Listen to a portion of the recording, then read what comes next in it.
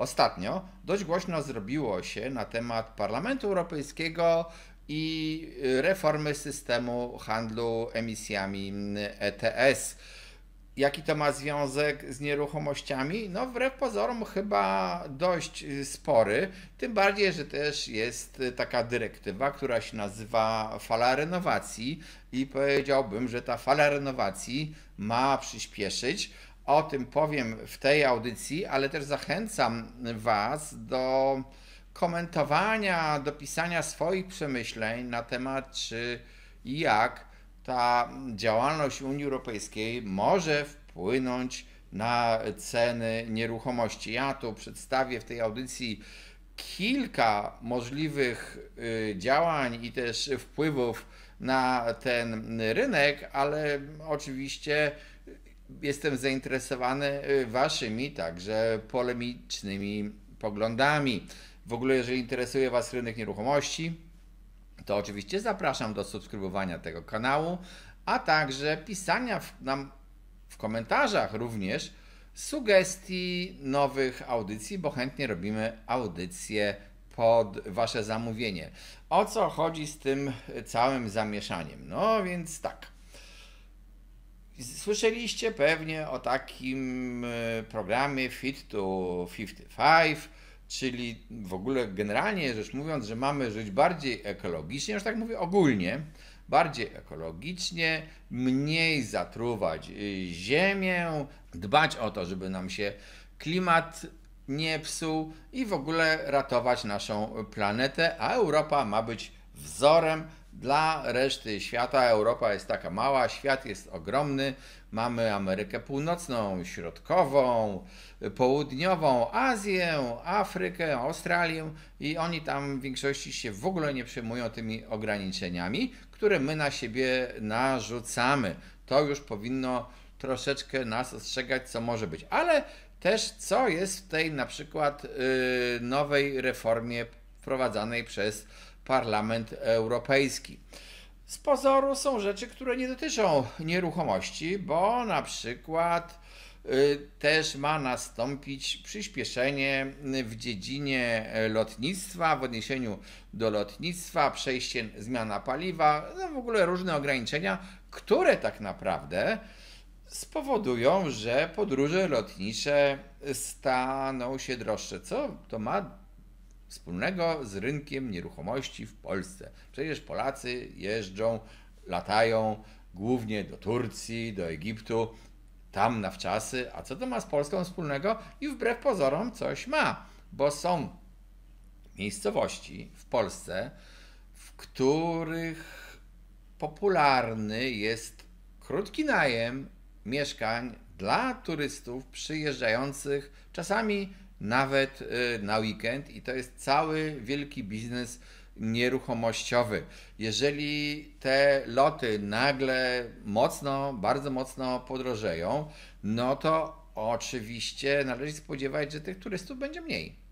To może wpłynąć na przykład na to, co się dzieje, nie wiem, powiedzmy w Krakowie, który jest takim fajnym miastem na kilkudniowy wypad.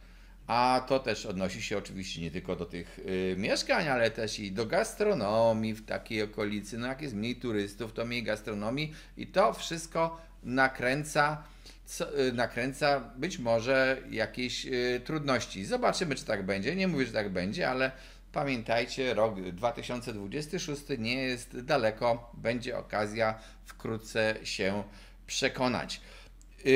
Oczywiście też wspomniałem o czymś, o tej tak zwanej fali renowacji. Chodzi generalnie rzecz biorąc o to, że chcielibyśmy, żeby nasze budynki stały się bardziej, nazwijmy to, przyjazne energetyczne. I to nie dotyczy, ta dyrektywa o fali renowacji nie dotyczy wyłącznie budynków nowych. Ona dotyczy też budynków istniejących i tutaj chcemy, żeby poprawiły się po prostu standardy charakterystyki energetycznej tych budynków i tak te budynki niemieszkalne powinny tak zwaną klasę D, nie chcę wchodzić w szczegóły, co to znaczy, ale lepszą, bo wiele jest gorszych niż D, osiągnąć w 2030 roku, a budynki mieszkalne w 2033 roku, a zaostrzenie tej fali to ma polegać też na tym, że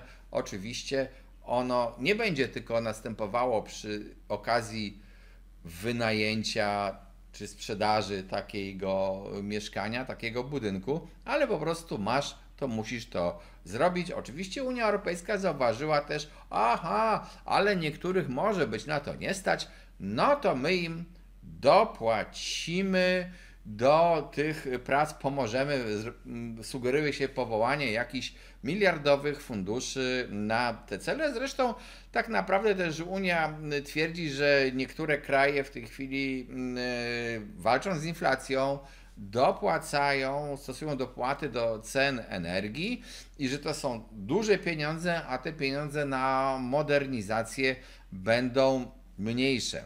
No i powiedziałem, tutaj zobaczymy, bo jednocześnie Unia Europejska też postanowiła zaostrzyć walkę z ucieczkami z emisją, ucieczkami emisji.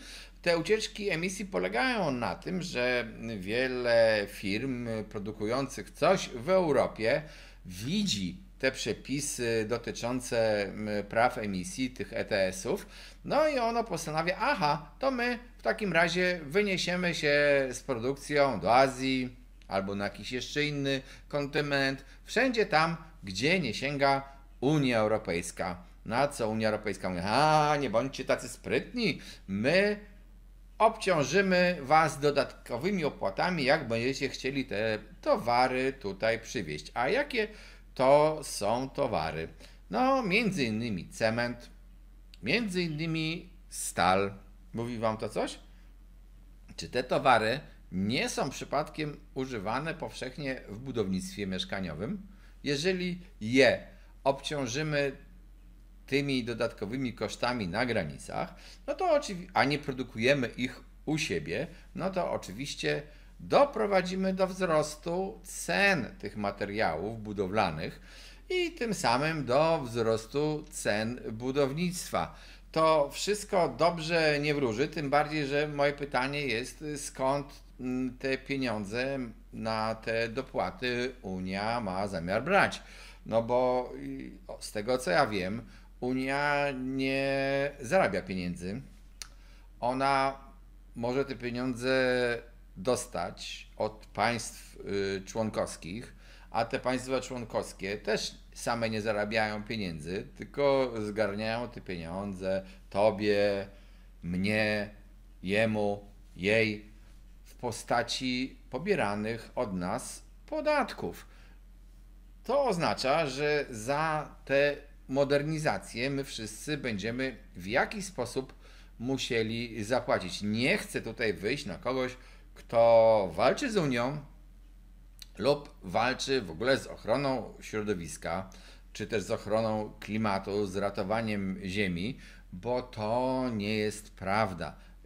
Daleki jestem od takiej walki. Ale też chciałbym, żeby ta walka nie była prowadzona przez nadgorliwców, bo nadgorliwość to tak naprawdę jest gorsza niż wojna. Chciałbym, żeby te zmiany zachodziły w jakiś sposób stopniowo i żebyśmy nie powodowali, że gospodarka w Europie będzie padać, bo jeżeli na tej całej naszej kuli ziemskiej tylko my, mieszkańcy tego małego kawałka ziemi i też stanowiący ten niewielki ułamek ludności całej ziemi, będziemy zakładali te pętle na szyję sobie tych ograniczeń, tych wydatków, tych dodatkowych kosztów produkcji, to może się okazać, że cały świat będzie działał i produkował, a jednocześnie wysyłał nam ten dwutlenek węgla, czyli nas truł, a my będziemy truci tym dwutlenkiem węgla oraz skazani na import produkcji stamtąd, bo u nas nie będzie się opłacało nic wykonywać. To też może doprowadzić, ja nie mówię, że tak się stanie, ale może zachęcić niektórych mieszkańców Europy do przeprowadzenia się do innych krajów. No tym bardziej, jeżeli stąd wyjedzie produkcja, no to gdzie będziemy pracowali? Czy wszyscy Europejczycy będą fryzjerami, piekarzami, będą żyli z usług turystycznych, kiedy tutaj jeszcze nikt nie przyleci, bo ceny lotów będą drogie? Czy też musimy czasami coś produkować, żeby zarabiać? Same usługi finansowe i sama nauka nie utrzyma tylu mieszkańców Europy, ile w niej jest obecnie. Więc być może zaczną się jakieś wyjazdy z Europy za pracą. To dziwnie brzmi, ale ja widzę to oczami wyobraźni. Kto był, to wie. Są bardzo fajne kraje o takim europejskim stylu życia, na przykład Argentyna. Kto był, to pewnie wie. Można dyskutować sobie o Argentynie, jak tam wygląda, ale to jest jedno z miejsc na świecie, gdzie można żyć, alternatywnych miejsc, gdzie można żyć, a tych miejsc jest wiele. Ponadto też zwracam uwagę, jest cała duża prognoza demograficzna Eurostatu dotycząca niestety starzenia, ale też i wymierania, ubywania ludności Unii Europejskiej, mimo tego dobrobytu, a może właśnie dzięki temu dobrobytowi. Co jeżeli by nastąpiła jeszcze ta fala migracji, oby nie, no to może w ogóle nam ograniczać liczbę ludności. Oczywiście te zmiany demograficzne będą zachodzić w jakimś dłuższym czasie, ale to też wpływa na zapotrzebowanie na nieruchomości i przecież no, też musimy spojrzeć też poza Polskę trochę na inne kraje i zobaczcie, jak tanio czasami można kupić nieruchomości w krajach południa Europy z różnych powodów. Zresztą te rynki czasami w jakiejś takiej, powiedziałbym, zapadłej Toskanii są ratowane przez przybyszów z zewnątrz, emerytów często bogatych, którzy przenoszą się tam, bo kupują w miarę tanio stare nieruchomości w starych toskańskich miastach, a Włosi im to chętnie sprzedają, bo w tych starociach już nikt nie chce mieszkać. Olą się z tych gór poprzenosić w doliny i tam mieszkać już w bardziej nowoczesnych domach. Takie ruchy są, ale to oznacza, że są miejsca, gdzie naprawdę rynek nieruchomości ma dużo pustych nieruchomości i nie jest tak, że on zawsze idzie w górę. Ja oczywiście tutaj nie prorokuję, że rynek nieruchomości w Polsce z powodu tych ETS-ów załamie się dzisiaj, bo to byłaby nieprawda. Na razie jesteśmy w takiej sytuacji gospodarczej, w jakiej jesteśmy, ale te całe działania, ta fala tych renowacji i ta polityka antyemisyjna zmusi nas też do modernizowania domów. Niektórych nie będzie wręcz warto modernizować. Może to spowodować w takim razie, dobrze, zostawmy te starocie i zbudujmy coś nowego, a tą starość po prostu trzeba zburzyć i zaorać. No, zobaczymy jak będzie. Jestem ciekaw Waszych opinii na temat tego, co może spowodować ta taka prośrodowiskowa, ale dość energicznie wprowadzana polityka kończąca się wyższymi kosztami. Jeżeli ktoś chce, to może się również odnieść przy okazji do wpływu na nasze życie zakazu produkcji samochodów spalinowych, tych powszechnych, bo te takie dla superbogatych to nadal mają być. A co z tymi niby elektrykami się ma stać, które niektórzy mówią są niebezpieczne? Czy będą zakazy? Nawet już wiem, że są w niektórych budynkach tabliczki z napisem elektryk do garażu podziemnego wjechać nie może.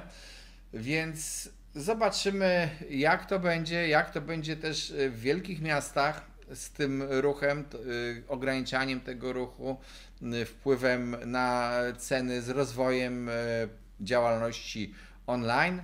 Jeżeli macie na ten temat jakieś uwagi, to możemy też przygotować jakąś kolejną audycję. Zapraszam do subskrybowania naszego kanału.